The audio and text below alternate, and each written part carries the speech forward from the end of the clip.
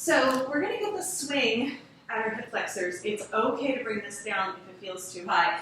What we do is we use our hands and we press so that we can pretty much float. If you do float when you straighten your arms, we're going to go ahead and bring you down a little. Okay? If you just touch, it's okay, but it's pretty easy. You just take the carabiners. Everything is spaced 4 inches. We have lots of notches here on the daisy chains to bring things up and down. Don't worry about the leg loops. Just the swing is going to come down on if you need to. Just giving you that little. So is this? You look great. Is that right? Yeah. We already brought you down. You are. It's totally up to you what you think and feel. You can always try it and then try it the other way. But I brought mine down one just to show you guys how to quickly adjust it on the video. We're going to stand at the center of the mat. You guys are going to turn around, press the swing down to your hips. Now watch how this happens. Don't head dive, right? We just talked about it. We're going to heart dive. So our arms straight if you can. Yeah, you got it. And then we're going to press with our hips. Press with our hips. We actually come into angel wings here. Yes, beautiful. On the balls of the feet. That's awesome. Am I the wrong way? You're good. You're good. Now we're going to learn how to bend the hip flexors. Okay, so arch. Yep, this is how it's going to come down, right? So there arch and lower. Keep your feet at the center of the mat. Let the swing hold you at the hips. And then if we do this correctly, we can come up and down using our back. So practice coming into your airplane a few times here. If you do a head dive or a nose dive, you're not in the right place. You kind of press the hips, that's it. Learning how to strengthen the back to come through the pivot points. Okay. Now that you come down, now I want you to turn around. Okay, so you guys are going to face the back of the room so you can see me when you're upside down. Oh. Yeah, flip it. Yeah. Turn my whole body. Yes. Oh, I see. Okay.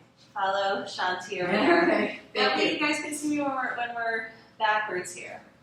Okay, so feet in the center of the mat, hip distance, up on the balls of the feet. If you drop back into your heels, it means you're bending at your waist. We're learning how to bend at our hip flexors. This is a totally different way of working the spine. Make sure you fit. Make you fit. Cool. Okay. You guys are good. I'm just adjusting for the video. Cool. Okay. So what we're going to do is have our feet in the center of the mat. Thank you. Keep them at the center of the mat until you get a note from Jesus. So access point. It's really true. Unless I see the note. Okay. I want you to reach back for your ankles. Pull your chest towards the ground. Okay, pull your chest down. It's going to be a strong opening for the shoulders. We're going to roll the shoulder girdle around. So if your head is coming towards your knees, that's not it, right? We're just going to pull so we're straight down. You guys got it up. Lean all the way forward. You have to be on the balls of the feet. Rock forward, forward, forward. That's forward. Okay, keep going. Keep going. Keep going. Yeah, you want the swing at your hip flexor. Yes, there you go, hon. Keep all your weight, your hips are draping over the front of your mat. It's a big trust of the swing, right? It's got you. Then when we reach back, do you feel the difference? Your head is almost going to touch the ground now. See, isn't that amazing?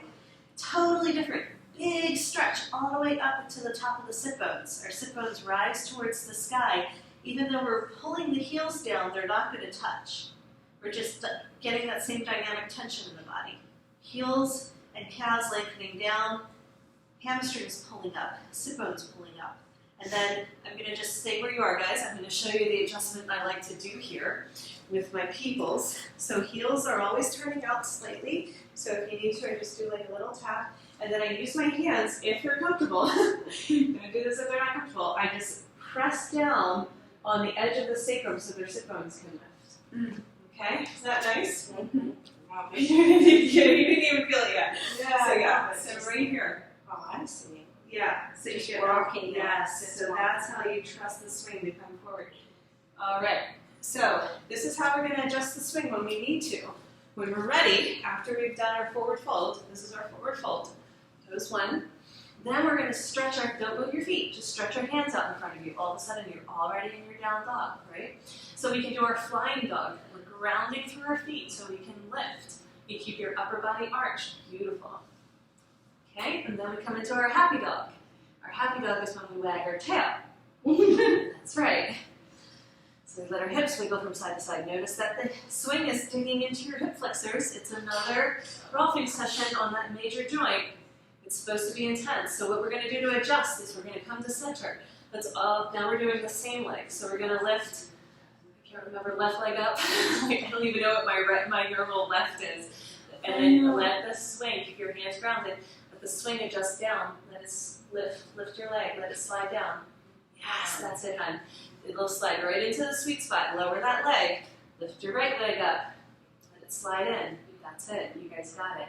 That's how we adjust the swing, okay? I'm going to make sure it's not hitting the belly or the bladder, that it's staying right at that intersection where the legs insert into the pelvis. Let yourself enjoy this sway from side to side, and now we're going to come into cat's meow. You see how you can see me better now? Now you're facing that way? That's what I was like, all right. At first it feels a little weird.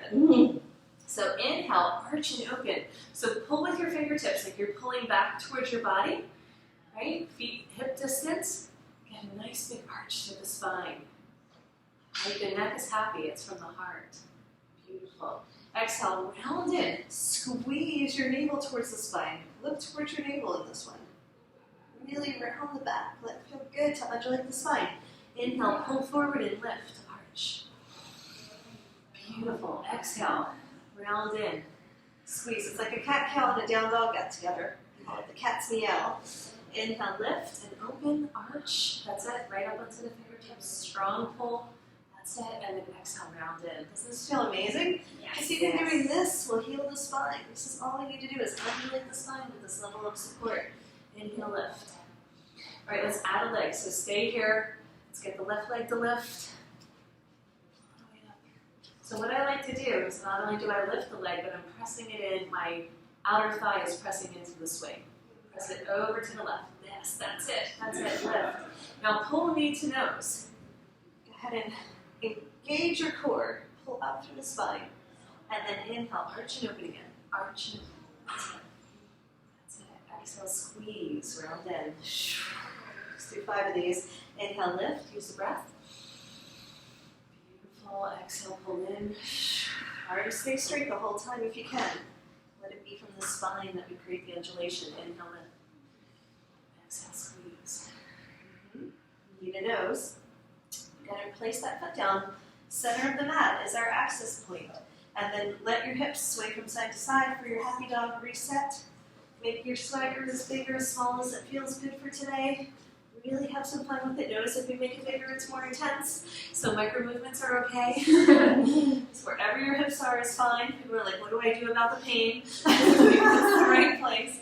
But it's a good pain. It's like it's wringing out and kind of massaging out all that tension that lives there. Inhale, arch and lift the right leg up. Let's synchronize the movements. Inhale, lift. Let the swing hold you. Up onto your fingertips if you can, hon. Fingertips. Fingertips. Pull. Yes, that's it. Make a little tripod. Exhale, pull the knee to nose. Engage the core. And then inhale, lift. Open. Exhale, pull in and squeeze. Nice long lines of energy still. Inhale, lift. Exhale, squeeze. Inhale, lift.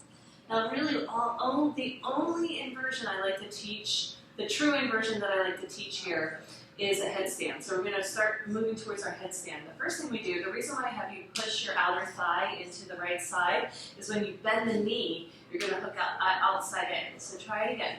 So push your leg all the way out to the right, and then bend the knee, and then hook the foot outside in.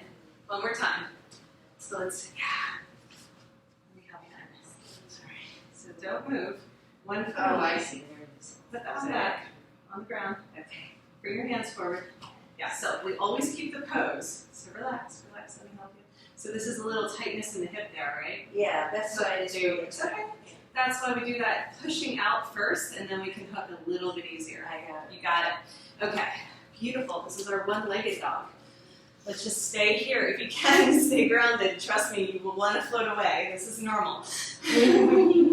Okay, if we float and fly, it's okay, but if we ground, we get a deeper opening through the back body of the left leg. Breathe into that space. Let it feel good.